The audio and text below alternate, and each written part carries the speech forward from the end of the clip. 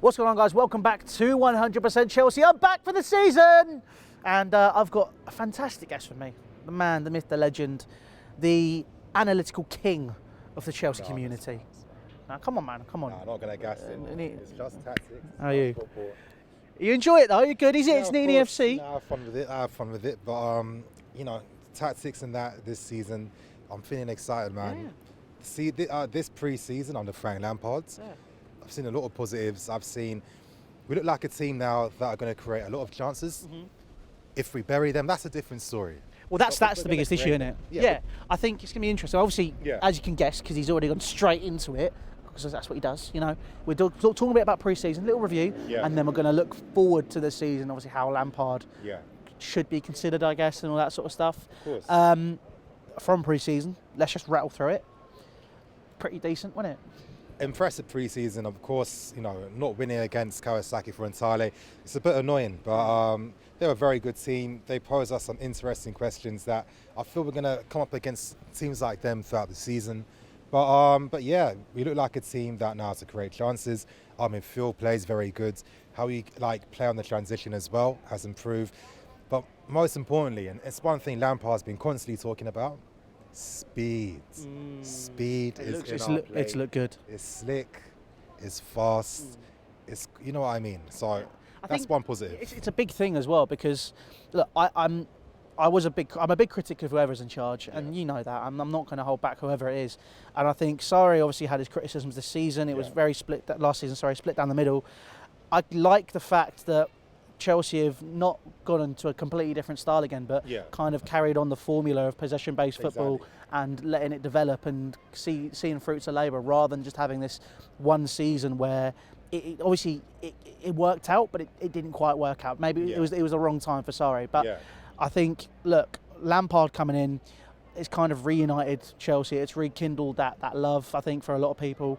I think that obviously the big thing was there was a massive gap in communication between the board and the manager and the fans. And now that's kind of there together. Now, with Petr Cech arriving as a technical advisor, other former guys coming back as well. Lampard has the unit around him. He's got the coaching staff.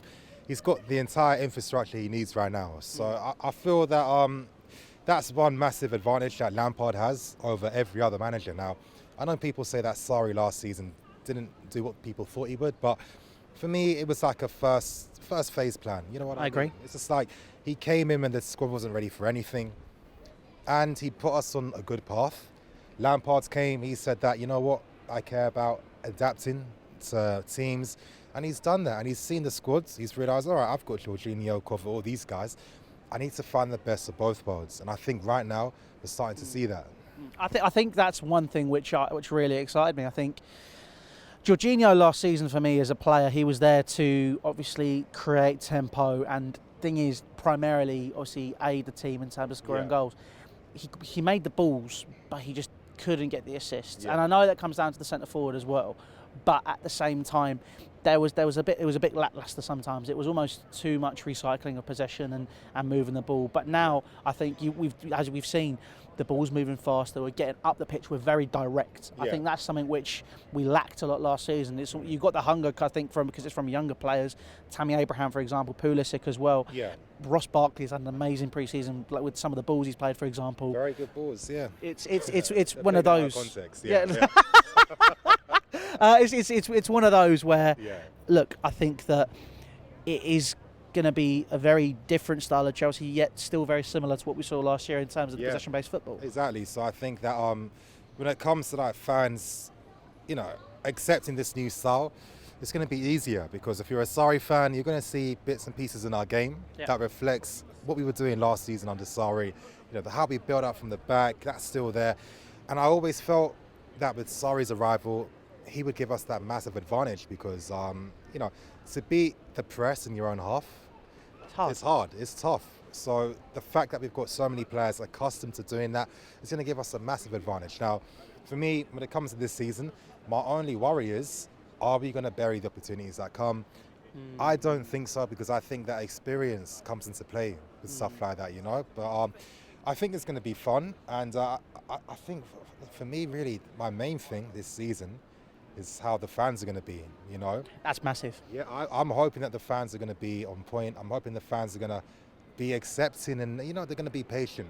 If I see a young player performing badly, let's say Tammy doesn't score in 5 games, I hope the fans aren't going to start booing him, because that wouldn't be right. I think You know what I agree. I think there is going to be that issue. I'm not going to sit here and Of say course, it's football. It's the Premier League. We know what fans are like.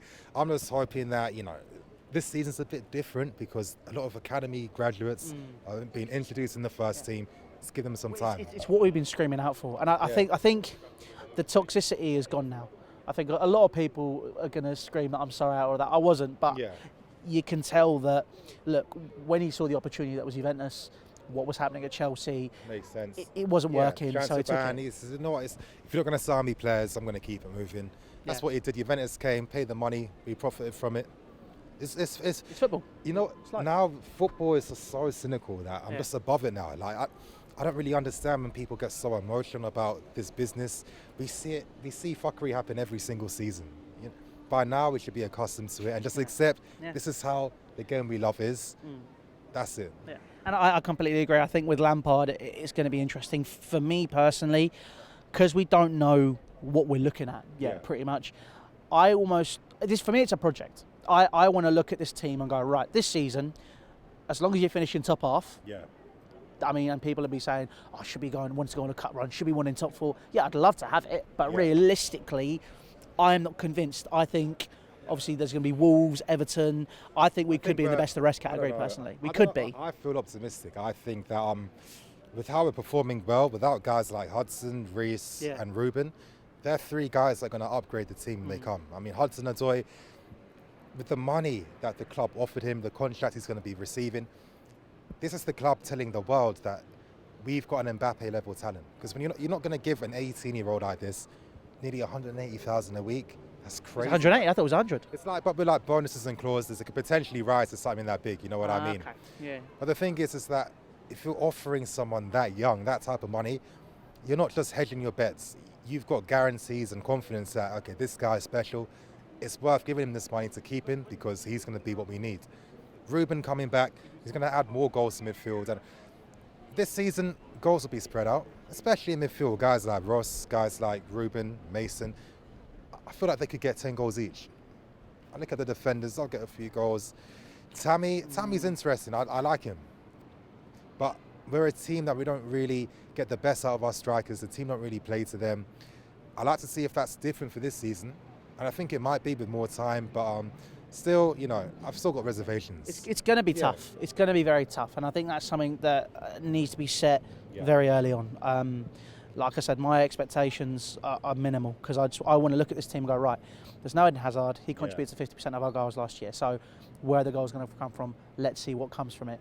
And then where are we going to finish? Okay, well, this needs work, that needs work. And be able to go into the summer transfer window where we're allowed to sign players and go, right, we got 100 million from Hazard. We have another budget here.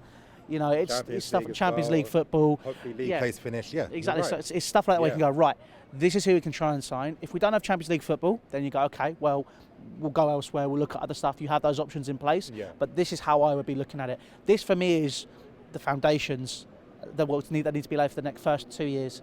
And then from that's when you start looking at the third. You're going, right, this is when I expect you to be pushing. I think you're right. I think, like you're saying, basically new signings coming in next season. They'll need some time to integrate. And then once the new signings and the existing players like coexist without more time, third season we're going to be ready.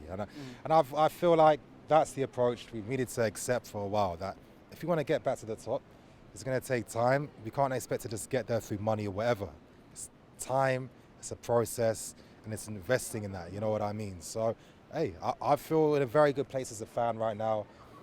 It's been everything I've wanted to see. It's been the exact approach I've been wanting to see for years now because I feel like it's the best one.